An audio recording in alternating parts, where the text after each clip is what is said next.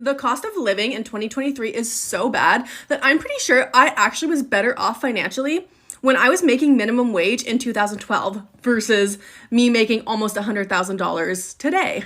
In 2012, I lived with my roommate in a 2-bedroom apartment and our rent was $700. So we paid $350 each. I paid maybe $150 a month for groceries. Our utilities were maybe $100 a month for everything. And my take-home pay, making minimum wage, was probably, I don't know, $1,300, $1,400 a month. After all of my expenses and necessities, I had so much money left over. I mean, not like a lot of money, but like several $100s left over. I was able to go out to eat multiple times per week. I mean, nothing fancy, but like I was still able to go out. I was able to like go shopping. I really liked buying makeup and clothes, and I was able to do that. Now in 2023, I pay $3,300 a month for rent in British Columbia. Obviously split in two, so I pay $1,650 of that. Utilities are at least $200 or $300 a month. I have a student loan payment, several $100s a month. I had to move outside the city, so now I have to have a car. I have, like, gas prices are ridiculous. Car insurance in British Columbia. It adds up. And obviously I am making a decent salary. I can afford it. But I really feel like I had a lot more disposable income in 2012 when I was making minimum wage. I have a serious question. You people that don't pay rent, when we're talking about the cost of living crisis, why are you acting like you can relate? Like, what? You don't pay rent, you don't pay council tax, you don't pay electricity, you don't pay water bill. What's affecting you? TFL. Get out of here, bruv. I know there's already like thousands of other videos out there about the housing crisis in Canada, but I'm just gonna add to it a little bit more.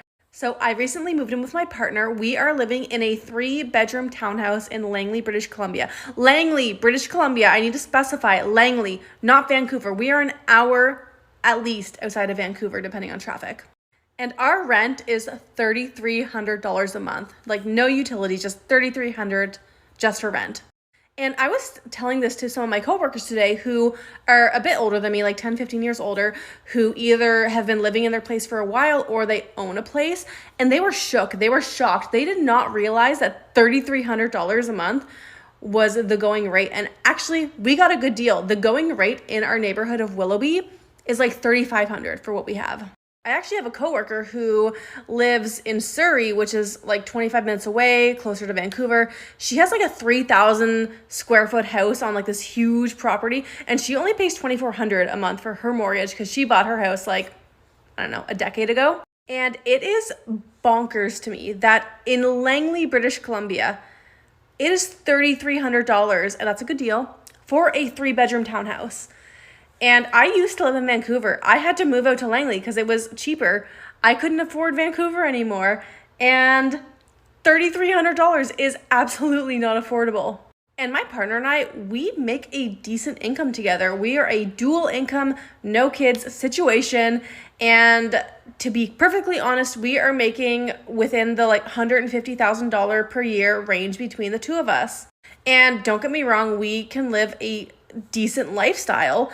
We are able to pay our bills, we can afford our groceries, we can go out to eat a couple of times a week, but that's it. We can't really do anything else.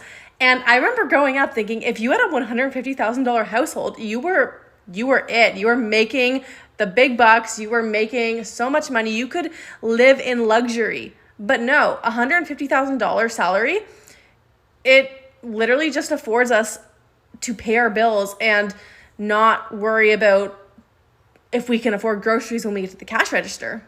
And it is just so messed up that that is the salary that you need to live a comfortable lifestyle. And not even a luxurious lifestyle, just a comfortable lifestyle, knowing that like we're okay. You should not have to be making $150,000 a year just to feel safe that you can afford groceries. And I need to stress, this is not a major city. This is Langley, British Columbia. This is a small city. Like, it's not Saskatchewan in the middle of nowhere, but it is still not a big city.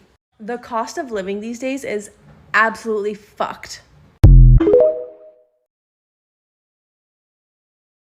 I'm sorry, but when did it start costing $1 million to live in today's day and age? Look, I normally never complain about this stuff because I'm a travel nurse and I get free accommodation and a higher salary. But I don't get annual leave, I don't get sick leave, so when I'm not working, I notice it. And so far it's been fine. I have had 2 months off. I've just had 3 weeks unpaid placement and I still have another month off because I don't have a contract lined up yet. And so I don't feel like I have any reason to complain. But when the cost of bread is $4.50, that's fucked. I know it's so silly because it's like, oh my gosh, I'm complaining about the cost of bread. And then how much was milk? Let me check the milk was. This isn't even for me. I'm buying this for my niece and my nephew and like my sister because I'm staying at theirs. So I bought them some stuff for dinner as well. Okay, so milk was $4.50 and bread was $4.40. Because I don't drink normal. I don't really drink milk. I usually just have like packet sachets for the coffee, like there's milk powder and that, so I never really need milk. And then I got some Kievs, which were reasonably cheap. I got 9 for $11, bananas $3 for 3, and then I got some sushi, and that was it. But then it came to $40.30 for 6 things. I got some garbage bags as well. So yeah, all of that cost me nearly as much as I make in 1 hour. And for someone with like a normal paying job, that's more than what they would earn in 1 hour. Like the cost of living is just fucked, to be honest. I really don't know how people are surviving with children, with other dependents. Like it's a lot.